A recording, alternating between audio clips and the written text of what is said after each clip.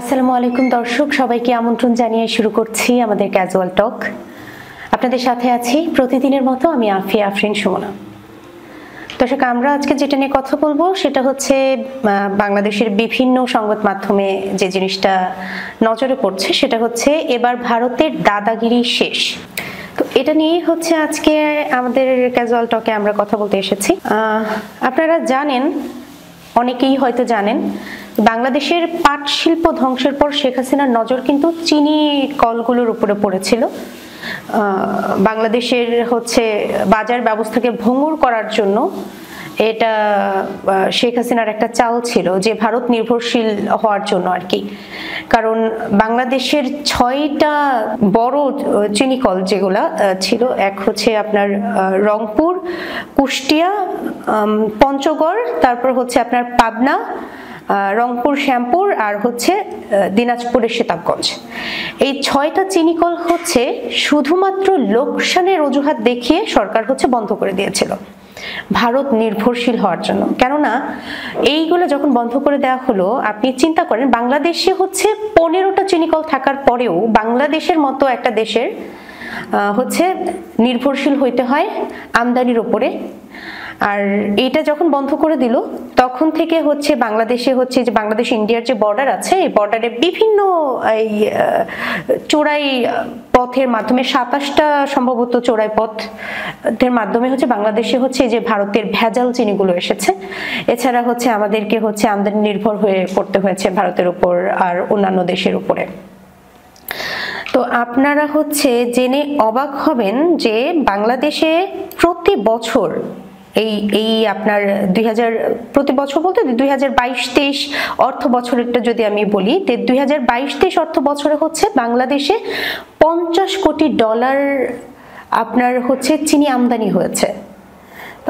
চিন্তা করেন তাহলে যে বাংলাদেশে যেখানে আমরা নিজেরাই সক্ষম ছিলাম যে আমাদের নিজেদের দেশীয় হচ্ছে চিনি আমরা যদি ঠিকমতো যদি আমাদের কার্যক্রম পরিচালনা করতাম আমাদের জন্য সম্ভব ছিল, সেখানে আমরা এই $50 কোটি হচ্ছে আমরা চিনি আমদানি করেছি আমরা।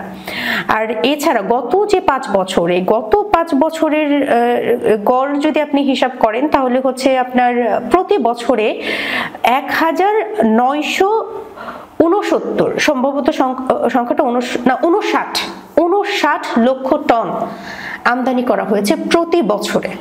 তাহলে দেখেন বাংলাদেশে মানে কি পরিমাণ অর্থ বিদেশে এইভাবে চলে গেছে শুধুমাত্র এই চিনি কলগুলো বন্ধ করে দেওয়ার জন্য। আমি এটা কেন বলছি, কারণ হচ্ছে এই যে ব্রিটিশ পাকিস্তান আমলের যে সময়টা, তখন এই দেশের উত্তরাঞ্চলে আপনার হচ্ছে তখনকার সময়ের যে সর্বশেষ যে উন্নত যে টেকনোলজিগুলো ছিল সেগুলো দিয়ে কিন্তু ওই চিনিকলগুলো হচ্ছে তৈরি করা হয়েছিল, যার কারণে ওইখানে ওই সময়ে এই আপনার প্রায় 25,000 টন আপনার হচ্ছে হয়েছিল। না, 25,000 টন না, আমি ভুল বলছি, এটা হচ্ছে আপনার 1.5 থেকে 2 লক্ষ টন। 1.5 থেকে 2 লক্ষ টন হচ্ছে বাংলাদেশ থেকেই উৎপাদন করা সম্ভব ছিল তখনকার সময় থেকেই। আর যখন এই 6টা হচ্ছে আপনার বন্ধ করে দিল, এরপরে এটা 25,000 টনে নেমে এসেছিল।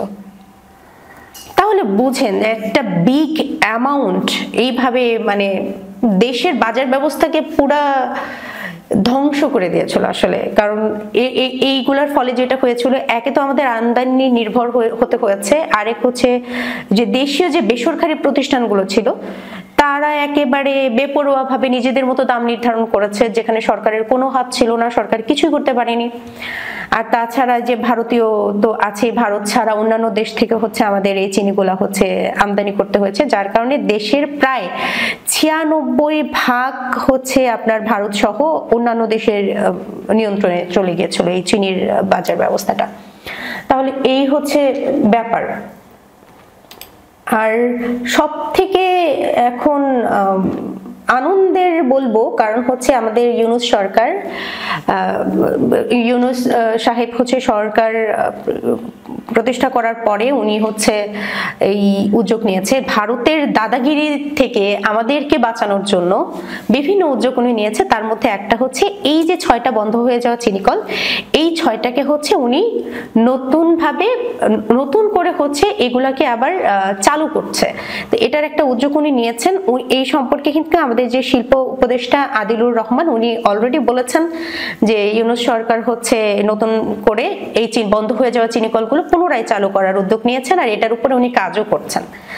তো আপনারা জানেন যে ইতিমধ্যেই হচ্ছে এটা নিয়েই হচ্ছে নিউজ হয়েছে। এটার জন্যই আপনাদের বলছি যে ভারতীয় দাদাগিরি বন্ধ হয়ে যাচ্ছে, কারণ এই যে আমি একটু পড়ে শোনাবো, এখানে আছে, এখানে এবার ভারতের দাদাগিরি শেষ।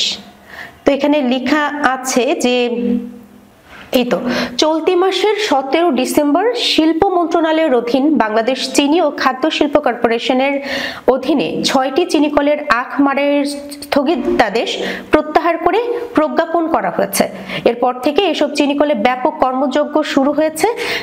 আদিলুর রহমান খান সংশ্লিষ্ট সকলের সাথে আলোচনা করেছেন এবং চিনিকলগুলোর কর্মচারী, আখ চাষী এবং স্থানীয় মানুষ নতুন আশা নিয়ে কাজে নেমেছেন।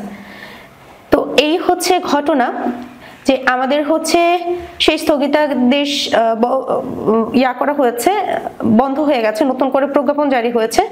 এখন নতুন করে চিনিকলগুলো চালু হবে। যে 5 লাখ মানুষ এই চিনিকলগুলো বন্ধ হয়ে যাওয়ার জন্য ক্ষতিগ্রস্ত হয়েছিল, আপনার কৃষক থেকে শুরু করে কর্মচারী, আখ চাষী যারা ছিলেন, তারা যারা হচ্ছে এই চিনিকলগুলো বন্ধ হয়ে যাওয়ার জন্য, আরো প্রত্যক্ষ পরোক্ষভাবে যারা এই চিনিকলগুলোর সাথে জড়িত ছিল, তারা যারা হচ্ছে কর্মসংস্থান হারিয়েছিলেন, বেকারত্ব বরণ করেছিলেন, তারাও হচ্ছে তাদের জন্য খুশির সংবাদ, কারণ তারাও হচ্ছে কর্মসংস্থান পাচ্ছে। পাশাপাশি হচ্ছে আমাদেরকে আমদানি নির্ভর হতে হচ্ছে না। তো এই জন্য ইউনূস সরকারকে অসংখ্য ধন্যবাদ। উনি যদি এইভাবেই কার্যক্রম পরিচালনা করতে থাকেন একের পর এক, তাহলে আমরা আশা রাখতে পারি আমরা অচিরেই যে এই যে ভারতের যে দাম্ভিকতা, এই দাম্ভিকতা থেকে বেরিয়ে আসতে পারবো। আর আমরা নিজেদের প্রয়োজন মেটানোর পাশাপাশি আমরা এইভাবেই যদি কাজে লেগে থাকতে পারি, তাহলে আমরা বাইরে রপ্তানিও করতে পারবো, আমরা হয়তো একটা অ্যামাউন্ট আমরা তখন ইনকামও করতে পারবো। এই হচ্ছে ব্যাপার। আর আপনাদের জন্য আরেকটা ইম্পর্টেন্ট নিউজ যেটা আমি দেখেছি, সেটা হচ্ছে ব্রিটিশ সাময়িকী দ্য ইকোনমিক্স, সেখানে রিসেন্টলি এই বাংলাদেশ 2024 সালে বিশ্বের সেরা দেশের তালিকায় উঠে এসেছে। এটা কিন্তু আমাদের জন্য সুখবর, যদিও এটা সম্পদের দিক থেকে বা সুখের দিক থেকে নয়।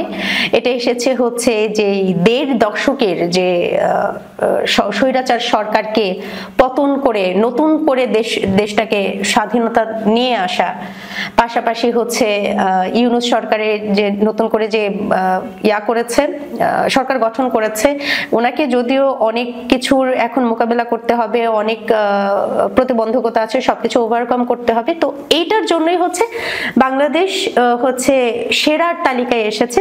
আচ্ছা, আর এই তালিকায় দ্বিতীয় স্থানে রয়েছে সিরিয়া, যারা গত 5 বছরের এই স্বৈরাচার সরকারের কাছ থেকে তাদের দেশকে মুক্ত করেছে। তো এইটা হচ্ছে আমাদের জন্য সুসংবাদ। আমরা আশা করব এরকম আরো অনেক সুসংবাদ আমাদের জন্য অপেক্ষা করবে। এই জন্য আপনাদের দোয়া প্রার্থী। আমরা চাইবো যে আমাদের যে সরকার, ইউনূস সরকার, তাদেরকে আমরা সাহায্য করি, তার পাশে থাকি, আর হচ্ছে ধৈর্য ধরে সুদিনের জন্য অপেক্ষা করি। ধন্যবাদ সবাইকে যারা এতক্ষণ সঙ্গে ছিলেন। ভালো থাকবেন, সুস্থ থাকবেন, আমাদের সাথেই থাকবেন। আল্লাহ হাফেজ।